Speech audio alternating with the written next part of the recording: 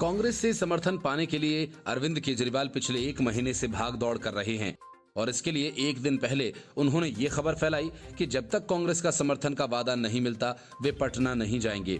लेकिन इस खबर का कोई असर नहीं हुआ तो चुपचाप पटना पहुंच गए। वहां खुद को पीएम कैंडिडेट घोषित किए जाने वाले पोस्टर लगवाए। आम आदमी पार्टी के कार्यकर्ताओं ने देश का पीएम कैसा हो, केजरीवाल जैसा हो के नारे लगाए। ये सब करने के बाद अब कांग्रेस ने भी अरविंद केजरीवाल को टकासा जवाब दे दिया है।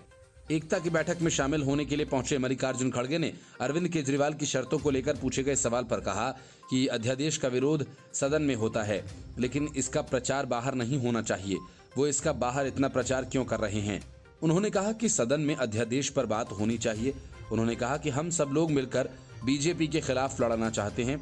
इसको लेकर आज हम मीटिंग करने जा रहे हैं।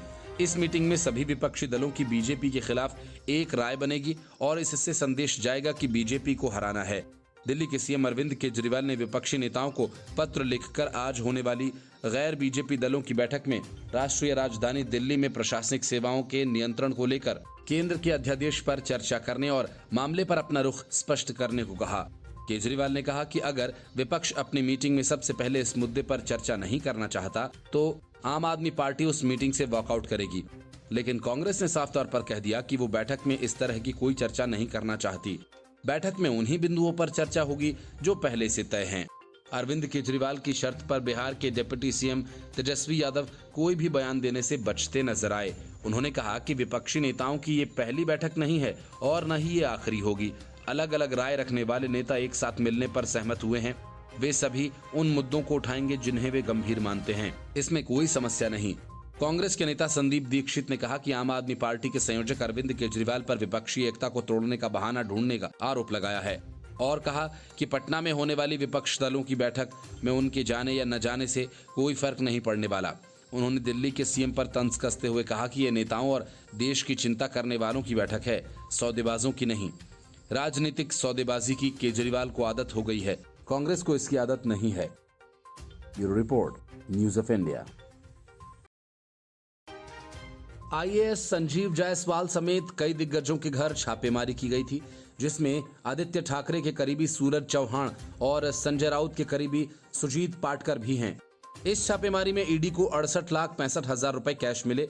महाराष्ट्र की कई जगहों पर स्थित 50 अचल प्रॉपर्टीज के डॉक्यूमेंट्स मिले हैं, जिनकी बाजार में कीमत करीब 150 करोड़ रुपए से अधिक है। इसके अलावा 15 करोड़ रुपए के फिक्स्ड डिपॉजिट और इन्वेस्टमेंट्स मिले हैं और 2 करोड़ 46 लाख रुपए की कीमत की ज्वेलरी भी मिली है। ईडी ने छापेमारी में कई मोबाइल फोन्स, लैपटॉप्स भी जब्त किए। इसके साथ ही कई सारे इनक्रिमिनेटिंग डॉक्यूमेंट्स भी बरामद हुए हैं। प्रवर्तन निदेशालय सूत्रों का कहना है कि मामले की जांच में पता चला कि एक कंपनी मृत कोविड-19 के मरीजों के लिए बॉडी बैग बनाकर दूसरी कंपनी 2,000 रुपए में दे रही थी। इसके बाद वो कंपनी उसी बॉडी बैग को 6,800 रुपए में सेंट्रल प्रोक्योरमेंट डिपार्टमेंट को दे रही थी और ये कॉन्ट्रैक्ट उस समय की बीएमसी मेयर के कहने पर दिया गया था। मतलब कि घोटाले के लिए कफन तक का सौदा किया गया। पूर्व विधायक किरण पावस्कर ने यह भी कहा कि कोविड घोटाले में सूरज चौहान और अन्य लोगों की जांच का तार निश्चित रूप से आदित्य ठाकरे तक पहुंचने वाला है और इस मामले में आदित्य ठाकरे ने बीजेपी की केंद्र सरकार को एक बार फिर निशाने पर लिया। आदित्य ठाकरे ने कहा कि सरकार केंद्रीय एजेंसी का दुरुपयोग कर रही है और उन्होंने बीजेपी को कायर करार दिया। किरण पावस्कर ने कहा कि कोविड घोटाला की जांच अब तक हो जानी चाहिए थी, लेकिन महाराष्ट्र के मुख्यमंत्री एकनाथ शिंदे ने अब तक धैर्य रखा है। पावस्कर ने कहा कि बीएमसी में हुए कोविड घोटाले की कार्रवाई पिछले साल दर्ज की गई शिकायत के आधार पर की जा रही है, इसलिए 1 जुलाई के मोर्चे का इस कार्रवाई से कोई लेना देना नहीं है। छापेमारी के बाद सियासत तो चलती रहेगी, लेकिन कोविड सेंटर घोटाला में ईडी के हाथ बहुत कुछ लगा है। ईडी का कहना है कि सेंटर को जिन कीमतों में कोरोना की दवाइयां सप्लाई की जा रही थीं, उन दवाइयों की कीमत बाजार में 25 से 30% कम थी। हैरानी की बात तो यह है कि इस तरह की समस्या के बारे में संकेत करने के बावजूद भी बीएमसी के वरिष्ठ अधिकारियों के दबाव के कारण दवाइयों के वही दाम जारी रखे गए। जांच में यह भी पता चला कि लाइफलाइन जंबो कोविड सेंटर में डॉक्टर और मेडिकल स्टाफ की वास्तविक तैनाती बीएमसी को किए गए बिलिंग में दिखाई गई, लेकिन तैनाती बिलिंग के मुकाबले 60 से 65% कम रही। बिलिंग के लिए इस कंपनी के द्वारा उन डॉक्टर्स के नाम प्रदान किए जो काम नहीं कर रहे थे। Bureau report, news of India. अपने आप को सबसे बड़ा पढ़ा लिखा और चालाक सीएम मानने वाले अरविंद केजरीवाल दो तरफा फंस गए हैं। एक तरफ पटना में कांग्रेस ने केजरीवाल का पत्ता साफ कर दिया तो दूसरी तरफ बीजेपी ने घेर लिया। बीजेपी प्रवक्ता हरीश खुराना ने एक बार फिर अरविंद केजरीवाल को अपने रडार पर लिया और आम आदमी पार्टी के एक पोस्टर को रीट्वीट करते हुए कहा, आम आदमी पार्टी के इस पोस्टर पर लिखा है कि डरपोक मोदी दिल्ली को भी बीजेपी शासित प्रदेशों की तरह अंधेरे में डुबोना चाहते हैं। इस पोस्टर पर आम आदमी पार्टी को आड़े हाथों लेते हुए खुराना ने केजरीवाल को चुनौती दे डाली। बीजेपी प्रवक्ता ने ट्विटर पर लिखा कि अरविंद केजरीवाल, तुम्हें लगता है कि तुम पीएम मोदी से ज्यादा लोकप्रिय हो और मोदी जी तुमसे डरते हैं, तो आज पटना में अनाउंस कर दो कि वाराणसी से मोदी जी के खिलाफ 2024 में एक बार फिर लोकसभा चुनाव लड़ोगे। है हिम्मत तो बोलो, है हिम्मत। डर गया केजरीवाल। इससे पहले भी बीजेपी के प्रवक्ता हरीश खुराना ने मुख्यमंत्री अरविंद केजरीवाल पर निशाना साधा। उन्होंने केजरीवाल को सिरफिरा सीएम तक बता दिया था। केजरीवाल ने 18 अप्रैल को विधानसभा का विशेष सत्र बुलाया था, जिसको लेकर हरीश खुराना ने ट्वीट किया और लिखा। इस पर हरीश खुराना ने कहा, कल हिंदुस्तान के इतिहास में पहली बार ऐसा हुआ कि एक सिरफिरे मुख्यमंत्री ने अपनी खींच निकालने के लिए एक 20 मिनट की कहानी सुनाने के लिए दिल्ली की जनता के करोड़ों रुपए फूंक दिए। एक दिन का सत्र बुलाया, कहीं जेल जाने का डर तो नहीं। अरविंद केजरीवाल ने दिल्ली में कानून व्यवस्था को लेकर कहा था कि यदि दिल्ली की कानून व्यवस्था उपराज्यपाल के बजाय आम आदमी पार्टी की सरकार के अधीन होती तो दिल्ली ज्यादा सुरक्षित होती। केजरीवाल के इस बयान को लेकर भी बीजेपी के प्रवक्ता हरीश खुराना ने निशाना साधा। उन्होंने केजरीवाल पर उपराज्यपाल वीके सक्सेना के साथ राजनीतिक हिसाब बराबर करने की कोशिश करने का भी आरोप लगाया। Bureau report, news of India. America में मोदी मोदी की गूंज है। अमेरिकी संसद में उनके संबोधन के दौरान 79 बार तालियां बजीं और 15 बार सभी ने अपनी सीट पर खड़े होकर अभिवादन किया। पीएम मोदी के साथ सेल्फी लेने वालों का तांता लग गया। लेकिन इधर पटना में मोदी भगाओ बैठक शुरू हो गई। इस बैठक में एकता पर चर्चा करने से पहले सारे नेताओं ने एक दूसरे पर आरोपों की बौछार कर दी। जैसे तैसे मामले को शांत कराया गया। अध्यादेश रोग से पीड़ित अरविंद केजरीवाल विपक्षी एकता की बैठक में सिर्फ एक एजेंडा लेकर पहुंचे, वो ये कि सब मिलकर कांग्रेस पर दबाव डालें कि वो हमारा समर्थन कर दे। लेकिन कांग्रेस ने अरविंद केजरीवाल को मनचाहा जवाब नहीं दिया तो केजरीवाल ने कांग्रेस पर बीजेपी से साठगांठ करने के आरोप लगा दिए। ममता बनर्जी ने बंगाल में कांग्रेस के रवैये पर सवाल उठाए तो उमर अब्दुल्ला ने अरविंद केजरीवाल को धारा 370 के मुतफदे पर घेरा। मतलब कि द्विपक्षीय दलों की बैठक में सब ने एक दूसरे पर जुबानी तीर चलाए। बीच बचाव करने शायद शरद पवार आगे आए और उद्धव ठाकरे का उदाहरण देते हुए कहा कि हम 25 साल तक एक दूसरे से लड़ते रहे लेकिन अब साथ हो गए। मतलब ये कि अगर सत्ता की मलाई चाटनी होती है तो अपने विचार भूलो, मान अपमान भूलो, तभी जाकर सत्ता की मलाई मिलेगी, जिसे तब सब मिलकर बांट खाओ। इसके पहले आम आदमी पार्टी ने बयान जारी कर कहा कि हमें जानकारी मिली है कि राहुल गांधी और बीजेपी में समझौता हो चुका है। वो गैर कानूनी अध्यादेश के खिलाफ बीजेपी के साथ खड़े हैं। असंवैधानिक अध्यादेश के जरिए दिल्ली का अधिकार छीना गया। कांग्रेस इतना समय क्यों लगा रही है? कांग्रेस को अपना स्टैंड साफ करना चाहिए कि वो संविधान के साथ खड़े हैं या बीजेपी के। असल में केजरीवाल केंद्र के अध्यादेश के खिलाफ विपक्षी दलों का समर्थन मांग रहे हैं। अगर राज्यसभा में केजरीवाल को विपक्ष का साथ मिल जाता है तो केंद्र के अध्यादेश को कानून बनने से रोका जा सकता है। इसी एजेंडे को लेकर केजरीवाल विपक्षी दलों की बैठक में गए। बाकी किसी बात से उन्हें कोई लेना देना नहीं। केजरीवाल पहले ही ये अल्टीमेटम दे चुके हैं कि समर्थन नहीं मिला तो वे बैठक का बॉयकॉट कर देंगे। केजरीवाल ने यह भी कहा कि सभी दल कांग्रेस से पूछेंगे कि आम आदमी पार्टी को वो समर्थन क्यों नहीं दे रही है। केजरीवाल ने दावा किया था कि विपक्षी बैठक का पहला एजेंडा अध्यादेश ही होगा, लेकिन कांग्रेस से पहले ही साफ कर दिया कि वो इस मामले पर किसी तरह की चर्चा नहीं चाहती। Bureau report, news of India. Nitish Kumar की मोदी भगाओ स्कीम लॉन्च होने से पहले ही ध्वस्त हो गई। 4 घंटे से अधिक लंबी चली बैठक में केजरीवाल के हाथ कुछ नहीं लगा। उद्धव ठाकरे और शरद पवार की पैरवी के बावजूद कांग्रेस ने केजरीवाल के रास्ते का कांटा नहीं हटाया। दोनों पार्टियों के बीच बैठक के दौरान गर्मागर्मी भी हुई।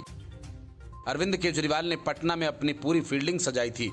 अपने साथ भगवंत मान, संजय सिंह और राघव चड्ढा को भी लेकर गए थे। एक दिन पहले पहुंचकर केजरीवाल ने माहौल पूरा बनाया, लेकिन कांग्रेस टस से मस नहीं हुई। तो केजरीवाल अपने चेले चपाटों के साथ विपक्षी पार्टियों की प्रेस कॉन्फ्रेंस होने से पहले दिल्ली खिसक गए। बड़ी बात यह रही कि प्रेस कॉन्फ्रेंस के दौरान किसी ने केजरीवाल का नाम तक नहीं लिया। मतलब ये कि केजरीवाल अब नीतीश कुमार के इस खेल में शामिल नहीं होंगे। विवाद तो ममता बनर्जी और कांग्रेस के बीच भी हुआ। माना जा रहा है कि ममता बनर्जी अपने पत्ते कोलकाता जाने के बाद खोलेंगी। तमिलनाडु के सीएम एमके स्टालिन भी प्रेस कॉन्फ्रेंस के होने तक नहीं रुके। मतलब ये कि उनके मन की भी बात नहीं हुई। महबूबा मुफ्ती धारा 370 के एजेंडे के साथ आई थी।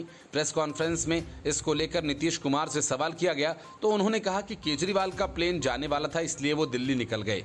विपक्षी दलों की अगली बैठक शिमला में 12-13 जुलाई को होगी, लेकिन बड़ा सवाल ये कि क्या उस बैठक में अरविंद केजरीवाल होंगे, क्या ममता बनर्जी आएंगी और क्या एमके स्टालिन भी मौजूद रहेंगे? क्योंकि पटना बैठक में जिस तरह से झगड़ा रहा वो आगे भी जारी रहने वाला है। Bureau report, news of India. Arvind Kejriwal ने दिल्ली में एक भी अस्पताल अब तक नहीं बनवाया और जो बन रहे हैं उसके काम सालों से लटके पड़े हैं। मौजूदा अस्पतालों में न बेड बढ़े और न ही सुविधाएं। अरविंद केजरीवाल और उनकी सरकार ने सिर्फ गाल बजाए कि दिल्ली की स्वास्थ्य सेवा ये है, दिल्ली की स्वास्थ्य सेवा वो है। अब LGV सक्सेना पर शहर में अस्पताल परियोजनाओं में अत्यधिक देरी पर अरविंद केजरीवाल को पत्र लिखा और आरोप लगाया कि सरकार का इरादा केवल जनता के बीच में चर्चा में बने रहना है।